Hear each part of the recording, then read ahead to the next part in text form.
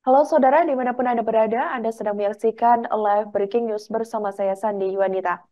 Pasukan pertahanan Israel, yakni IDF, kembali terlibat baku tembak dengan kelompok Lebanon, yakni Hizbullah, pada Jumat 24 Mei 2024 pagi waktu setempat.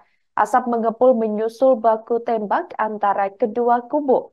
Adapun pertempuran antara tentara Israel dan Hizbullah terjadi sejak pecahnya perang Hamas dan Israel pada tanggal 7 Oktober 2023 lalu. Perbatasan Lebanon dan Israel ini hampir setiap hari menjadi saksi baku tembak antara tentara Israel dan gerakan Syiah Lebanon Hizbullah atau sekutu Hamas.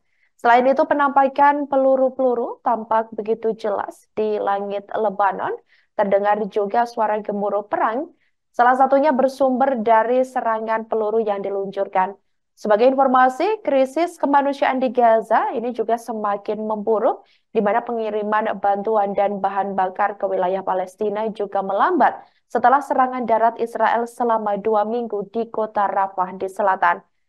PBB juga telah menghentikan distribusi makanan di Rafah karena kurangnya pasokan dan ketidakamanan.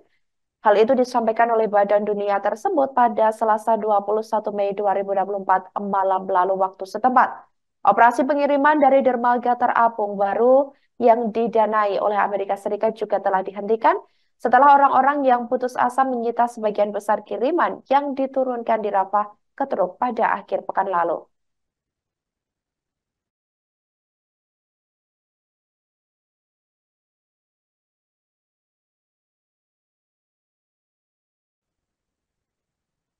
Menteri Keamanan Nasional Israel, yakni Itamar Ben-Gvir, mengecam keputusan Irlandia, Norwegia, dan Spanyol yang mengakui negara Palestina. Hal itu disampaikan olehnya saat ditemui sejumlah awak media di luar kompleks Masjid Al-Aqsa di Yerusalem. Ben-Gvir ini bahkan menyatakan tidak mengizinkan deklarasi tentang negara Palestina. Bahkan deklarasi tentang pendirian negara seperti Palestina itu ditentang keras olehnya. Dikatakan oleh Ben Gvir, hal-hal tersebut merupakan larangan Tuhan Yang Maha Esa. Norwegia, Irlandia, dan juga Spanyol juga telah mengumumkan bahwa mereka akan secara resmi mengakui Palestina sebagai sebuah negara pada Selasa 28 Mei 2024 mendatang. Ketiga negara itu menyampaikan pengumuman mereka seiring dengan semakin banyaknya negara-negara yang secara terbuka mempertimbangkan pengakuan Palestina sebagai sebuah negara. Hal ini khususnya terjadi di Eropa yang secara tradisional merupakan negara yang tidak terlalu peduli dengan masalah tersebut. Slovenia, Malta, dan Belgia juga merupakan negara-negara lainnya di benua Eropa yang sedang mendiskusikan apakah dan kapan akan mengakui negara Palestina. Saat ini, selain Norwegia, Irlandia, dan juga Spanyol, 9 negara Eropa lainnya juga mengakui negara tersebut. Sebagai informasi, bulan Mei 2024 ini, anggota Majelis Umum PBB ini memberikan suara mendukung Palestina untuk bergabung dengan PBB, yakni yang dianggap kerap sebagai sesuatu yang hanya bisa dilakukan oleh sebuah negara. Sebagian besar negara-negara Timur Tengah, Afrika, dan Asia juga mengakui negara Palestina. Namun Amerika Serikat, Kanada, Australia, Jepang, Korea Selatan, dan banyak negara Eropa Barat ini belum menerapkannya. Negara-negara yang mengakui Palestina tahun ini adalah Bahama, kemudian Trinidad dan Tobago, Jamaika, dan Barbados. מהמקום הקדוש ביותר לעם ישראל, וששייך רק למדינת ישראל. אני אומר שהערב אנחנו נקבל עדות נוספת למה צריך להשמיד השמדה טוטלית את החמאס. המדינות שהכירו היום במדינה פלסטינית נותנים פרס לנוח'בות, לרוצחים, למתעללים, ואני אומר, אנחנו לא נאפשר אפילו הצהרה על מדינה פלסטינית, אפילו הצהרה על הקמת מדינה כזאת חס ושלום. אני אומר דבר נוסף, שכדי להשמיד את החמאס צריכים להיכנס לרפיח עד הסוף, לעשות טיפול שורש. אנחנו, כדי להחזיר את החטופים והחטופות שלנו, צריכים להפסיק את הדלק. צריכים לקבוע שהומניטרי רק תמורת הומניטרי, ולשלוט במקום הזה, במקום הכי חשוב. Gedung Putih mengatakan bahwa Presiden Joe Biden menentang pengakuan sepihak atas negara Palestina setelah tindakan Spanyol, Irlandia, dan Norwegia. Menurut Gedung Putih, pengakuan atas negara Palestina seharusnya dicapai melalui negosiasi diplomatik.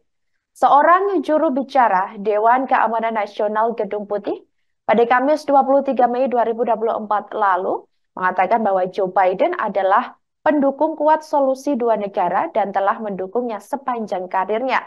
Penasehat Keamanan Nasional Gedung Putih Jake Sullivan memperkuat pernyataan penentangan Amerika Serikat atas langkah tiga negara Eropa tersebut. Dia mengatakan setiap negara dapat membuat keputusannya sendiri mengenai pengakuan negara Palestina. Tetapi Presiden Biden berpendapat negosiasi langsung oleh para pihak adalah pendekatan terbaik. Biden percaya bahwa solusi dua negara yang menjamin keamanan Israel dan juga masa depan martabat serta keamanan bagi rakyat Palestina adalah cara terbaik untuk mewujudkan keamanan dan juga stabilitas jangka panjang bagi semua orang di kawasan. Sementara itu, saudara, sesudah berada di bawah tekanan global atas meningkatnya jumlah korban perang di Gaza, Israel ini juga semakin terjerumus ke dalam pengucilan internasional. Pada Rabu 22 Mei 2024 lalu, tiga negara Eropa memutuskan hubungan dengan Israel dan memutuskan untuk mengakui negara Palestina. Tindakan tersebut yang digambarkan oleh juru bicara pemerintah Israel sebagai tindakan yang sembrono memang tidak akan mempunyai dampak praktis baik terhadap reruntuhan Gaza maupun tepi barat yang telah diduduki.